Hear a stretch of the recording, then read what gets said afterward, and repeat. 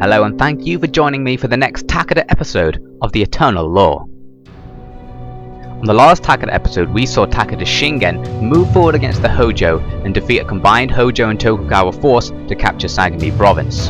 He drew the Tokugawa away from the castle using his cavalry and destroyed them, isolating the Hojo forces and eventually outmaneuvering them.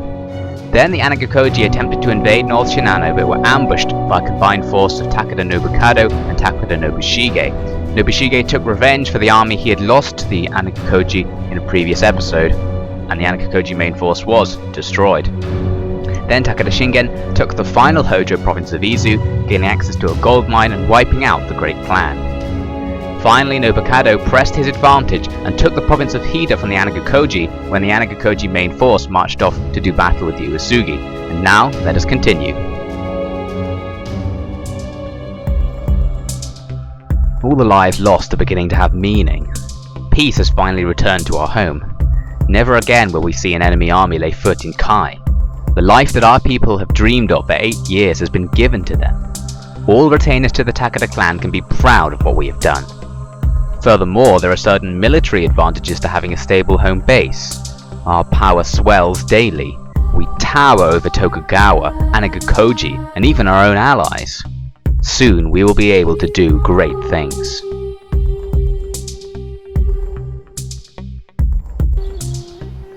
So it's spring in 1553. We can see the Takeda forces have captured Hida here and are currently repairing the castle. The Anegakoji main force, which was supposed to be defending it, is up here on the road towards Echigo province, the home of our vassal, the Uesugi.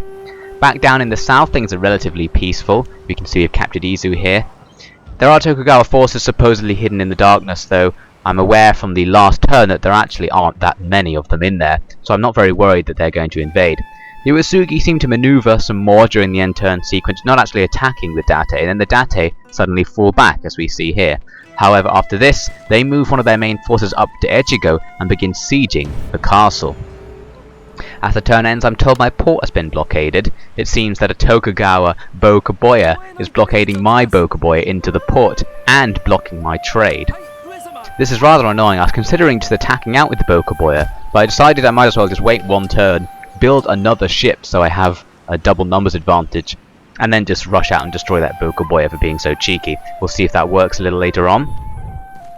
So here's the situation up in Echigo. The Uesugi castle is being besieged. It has a large army inside it, but there's an even larger army just outside, including these Date bulletproof samurai. These are samurai that are really heavily armoured so that they can actually survive being shot with matchlock weaponry.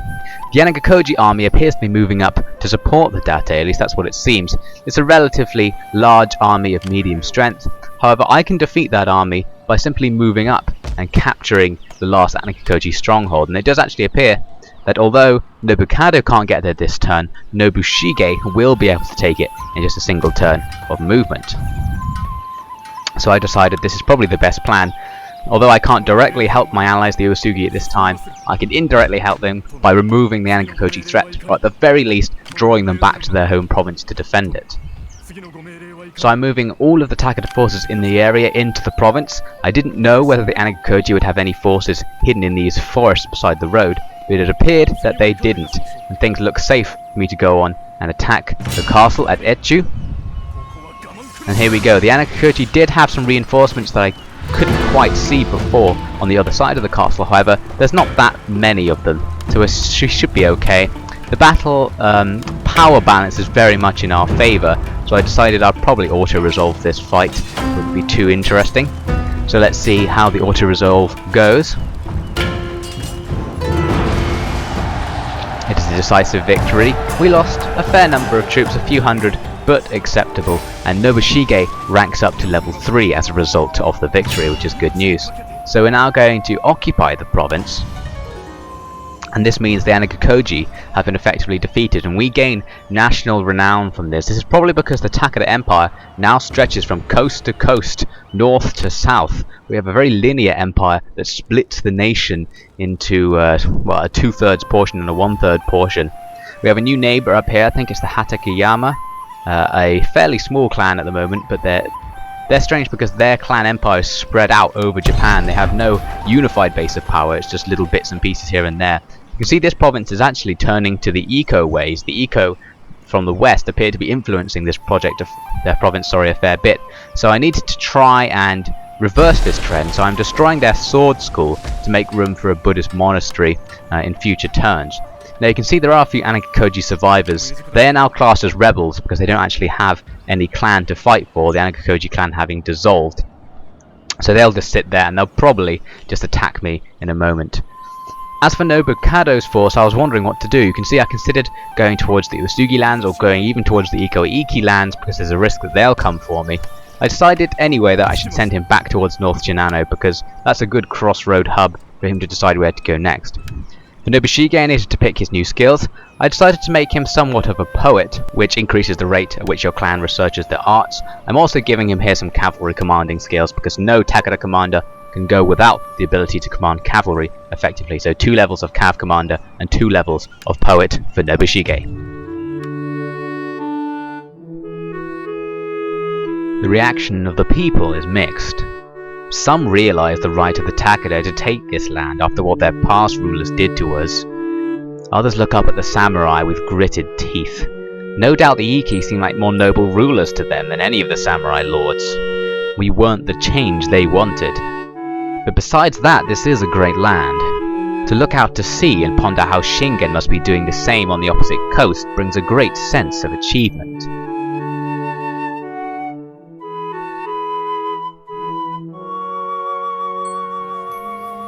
Back down in the south of the Takeda domain, I am marching some troops around and generally preparing Shingen's army for an expedition westward towards Suruga to investigate whether the Tokugawa are really going to resist me capturing the province. I'm linking up forces from both Izu and Sagami for this expedition, and now we march west. No Tokugawa resistance is met at first, but then we meet these 2 small armies guarding the castle. I decided I can probably just brush them aside, so I advanced Shingen's forces forward and saw another Tokugawa army appear to the west, but still not large enough that I really need to worry.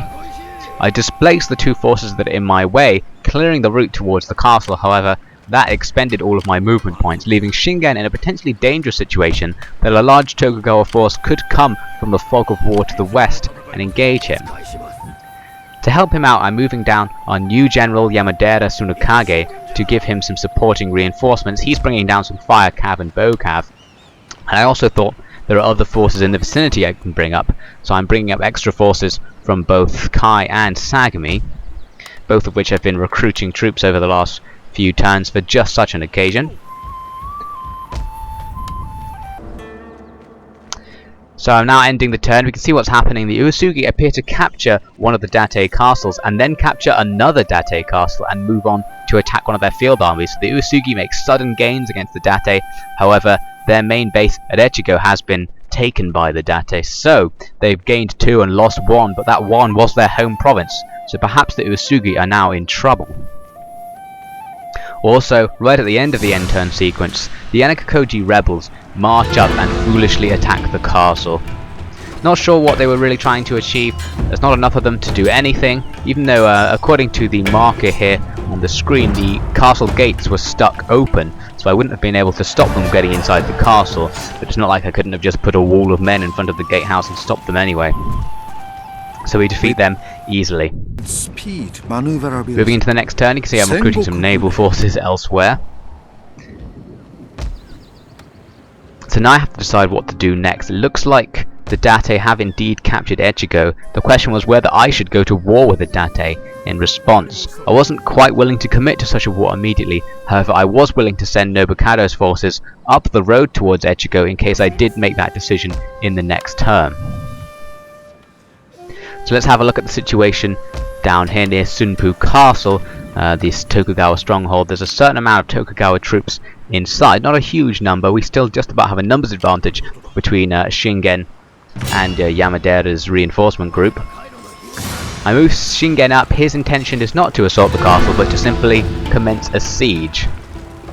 This is simply because the losses in taking the castle would be quite heavy, and I had the feeling that the Tokugawa would be willing to sally out and just attack me so I can fight them on my own terms rather than have to fight over the castle. However, just to make sure, I'm moving up yet more forces All the forces recruited during the end turn period. Just now I'm also getting them down using the new post roads I've built between this Sunpu Castle, Kai, Izu and Sagami. Post roads allow your troops to move particularly quickly during the turns by simply resupplying them as they move along the road. And moving up now, some of the elite forces from Sagami, you can see, or you can just about see on their unit cards, they have little sword icons, which represents the fact that they have superior weaponry to most soldiers of the era. This, I think it increases their melee attack stats, which means every time they attack an enemy they're more likely to get a kill. So with that sorted, it's time to end the turn and see whether the Tokugawa really do sally out. They appear to move up some reinforcements from deeper in their territory, and once the reinforcements arrive, they do indeed appear confident enough to come out of the castle and engage Shingen in a field battle. Now Shingen does have the slight strength advantage, and you can also see that a great number of the Tokugawa forces are made up of pirates, which they appear to have recruited into their army. I wasn't sure what to think of this really, because pirates are fairly strong units. They lack discipline, however they're very aggressive and have very high attacking abilities, so I do have to be careful of them, but I of course do have the advantage in this battle, so things can't possibly go too wrong. The fates have given us so many chances already that it must be in jest that we are allowed to face the Takeda again. Before, we sent mighty samurai into their lands, but only their ghosts returned. Now the Takeda come to exact their revenge for our transgression, and all we can muster are ragtag bands of dishonored men who might just change sides in the midst of battle for the right price. I can see our destiny in the stars. The Tokugawa cannot last in this age.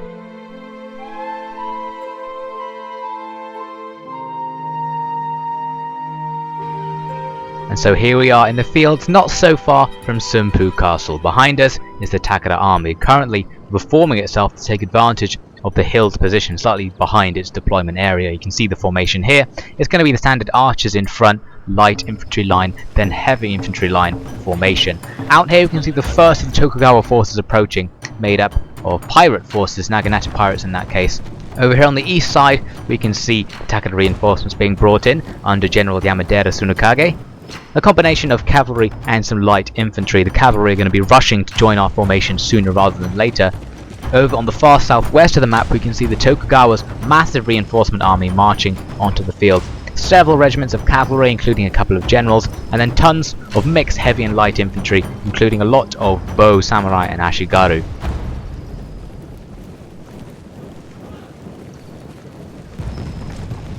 So slowly but surely those Tokugawa forces marched towards the Takeda position, but after a while all of their cavalry suddenly rushed forward and decided to engage our reinforcements before they reached the Takeda formation.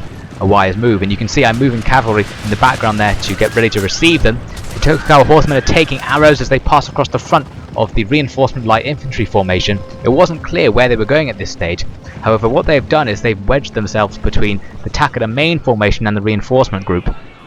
So they're pretty much going to have to pick a direction that they're going to focus on. At first all of their cavalry started wheeling around and going towards the main formation, but then suddenly most of them doubled back to engage with these reinforcements, and here you can see some of the Longyeri Ashigaru and Naginata Ashigaru are managing to catch some of the Tokugawa cavalry, and here a straight cavalry engagement is beginning. We have an ever so slight cavalry advantage here. Although we have fewer regiments of melee cavalry, ours are generally of higher quality and more effective against enemy cavalry.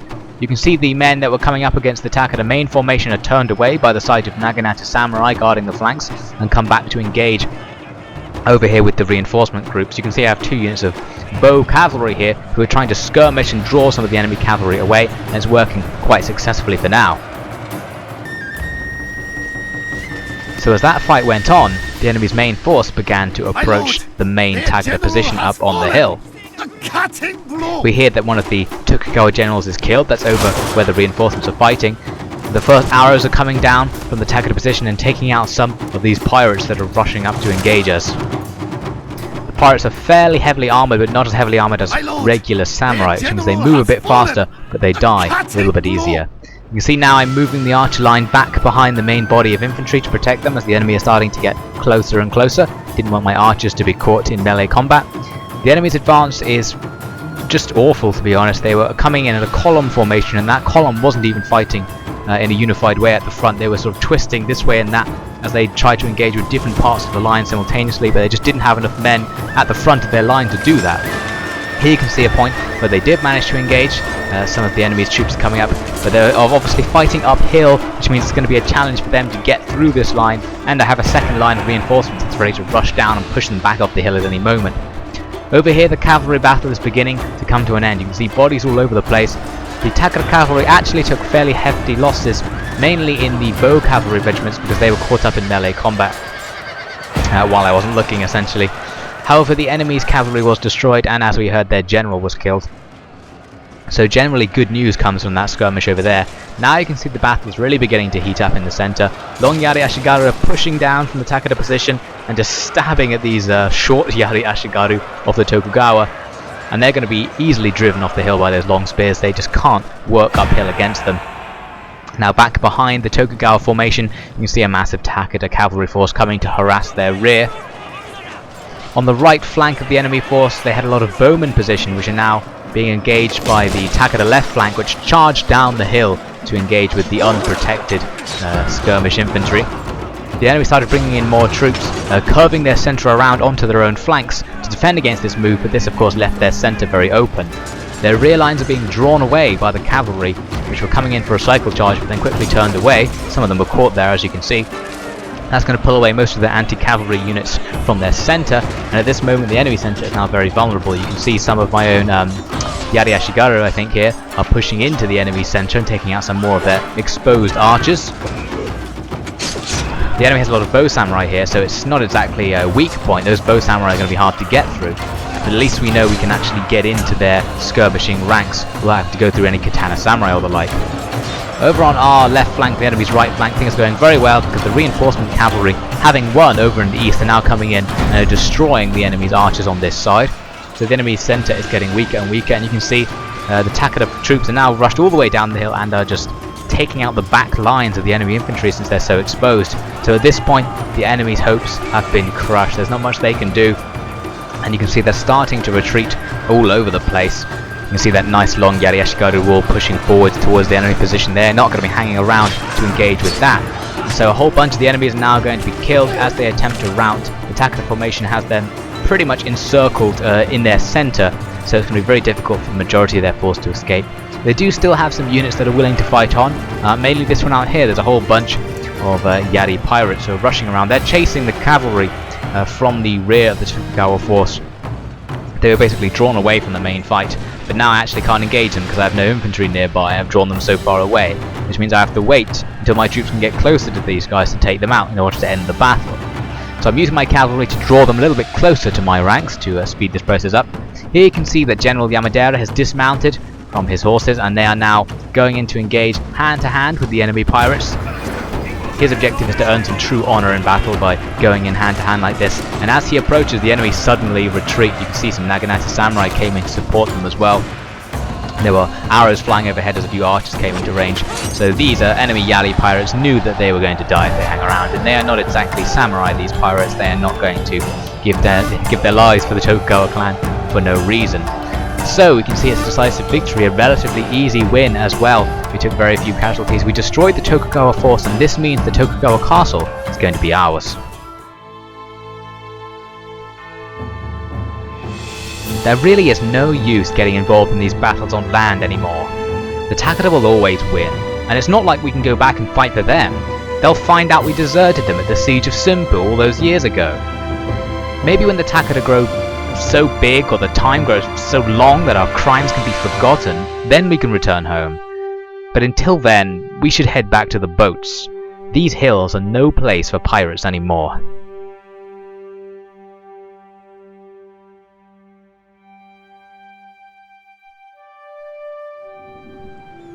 The battle results screen shows that we have taken some casualties, mainly in the reinforcement group amongst their cavalry, as I mentioned.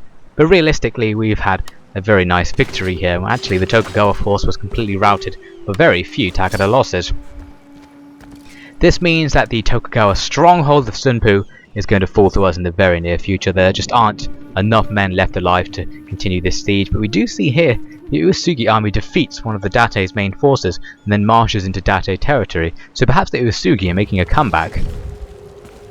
Here we are on the next turn. You can see the Takeda armies are about to suffer winter attrition because they're stuck in enemy territory. However, we can very quickly rectify that situation by changing the territory over to our hands. I'm going to auto-resolve the assault on the castle because only a few survivors remain.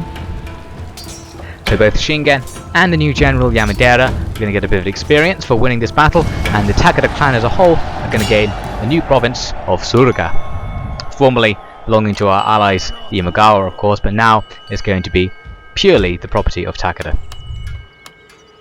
I'm going to repair the castle to improve public order first and foremost. The province itself is a fairly standard layout. It's not particularly well fortified or well built up, but it's good enough. Obviously the Tokugawa could easily launch a counterattack over from the west, so I'm going to need to prepare for that. Basically, I move Yamadera's reinforcement group into an ambush position near the castle for now. Just in case they come down in this turn, I should be able to have a very strong defense against them. The next question is what to do up here, because you can see the Date have reinforced their position in Echigo, which means I can't send Nobukado's force up to cheekily take it as I planned. However, over here we see the Hatakeyama clan have landed a force in Uesugi lands. Very interesting. I checked them on the diplomacy panel. You can see the Hatakeyama are a very small clan, but they're at war with half of Japan for some reason. I'm not really sure what their plan is. You can see one of their strongholds is here in Noto, not far from the positions we just took from the Anegakoji. It's not particularly well defended, nor is it a particularly valuable province. They also have lands down here in a province called Ki, quite far away from their other province, so they've really split themselves up here. Now with all this in mind, I needed to consider what to do with Nobukado's force. I eventually decided to move him back down towards the border with the Ikko Ikki, because I was starting to get worried that the Ikko Ikki don't really have any reason to be in alliance with the Takeda, and I suspected that they were going to renegade in that alliance at some point. So I thought I'd move Nobukado down into a more safe position just in case anything like that happened. Now as we move into the next turn, we see the Date on the move again, and they destroy the Uesugi main force up on the peninsula. So the Uesugi are suddenly in trouble, and then I get this strange offer from the Ikko Ikki. Mutual interest, so that all may profit and flourish as a result. They're asking me to join the war that they have against the Hatakeyama, so essentially making the Hatakeyama my enemy. And also they want 50 gold in the deal, which is a negligible amount. In return, they're offering to go to war against the Tokugawa, and they do have a border with the Tokugawa's home provinces, so this is quite an interesting offer. It would definitely distract the Tokugawa and allow me to capture the rest of their provinces with ease, and it would give me an excuse to attack the Hatakeyama and support my allies, the Uesugi. Thanks for your words, and for your agreement. So with this, it seems my alliance, both with the Ikko Ikki and the Uesugi, is going to be cemented by having a mutual war against the Hatakeyama clan, who have obviously overextended themselves, and in the end should prove to be a very easy opponent. But then right at that moment they capture one of the Uesugi's territories. That's not what I expected, I must say. I always thought Shingen would betray the Ikko Ikki at the first chance, and that the Uesugi were of no concern to him. But now both of our allies are to receive the blessing of our aid. I think I see it now. There's a Hatakeyama stronghold up in Noto, a worthless position, but he wants dominion over it nonetheless. That must be his real motivation here. Well then, brother, I shall march on Noto indeed, but perhaps things won't end up as you had planned.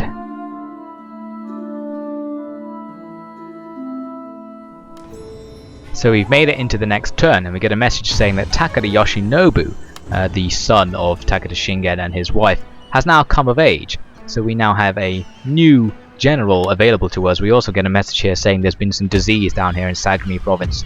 This affects our ability to recruit troops here, and it means that people are a little bit more unhappy. But not unhappy enough for it to be a problem, because they're still so loyal to the Takeda clan and generally happy that we've recently conquered them.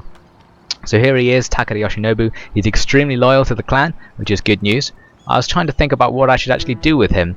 I have the option of having many fronts where I can send him to. I can send him to help Shingen, I can send him to help Nobukado, I could even send him all the way up to help Nobushige. But in the end, I decided to actually keep him in Kai as a kind of backup or reserve army and start building up some troops to escort him to whatever battlefront needs him most at some point in the future. Because of course we don't really know where the next war is going to come from.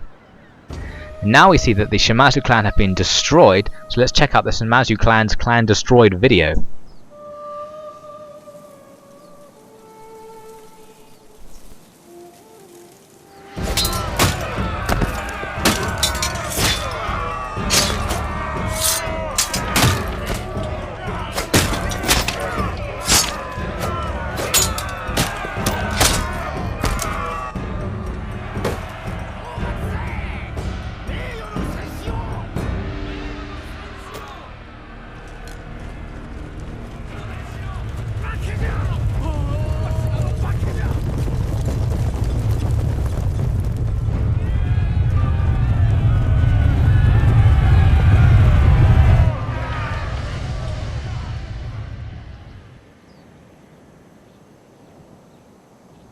So it's the end of the Shimazu clan. I believe they were conquered by the Christian Otomo clan.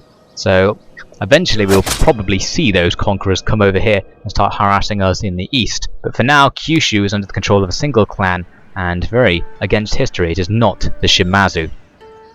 So now it's time to consider my next move. Shingen's in a good position to keep pushing into Tokugawa territory, so there's nothing to worry about there. Here you can see I actually forgot to break the siege of one of my ports, and now the Tokugawa have reinforced their position, so I need more ships to do it. And up here we have Noto, which is now a potential capturable point for us, mainly for Nobushige and his force here.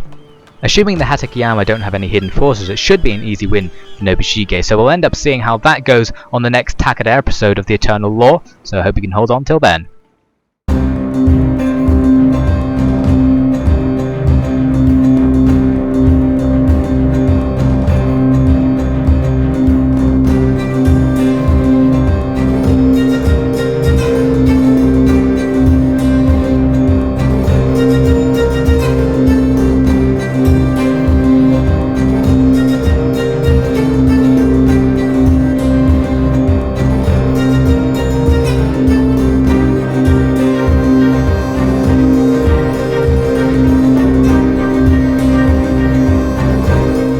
That's all for this episode, but return for more action with the Oda next time on the Eternal Law.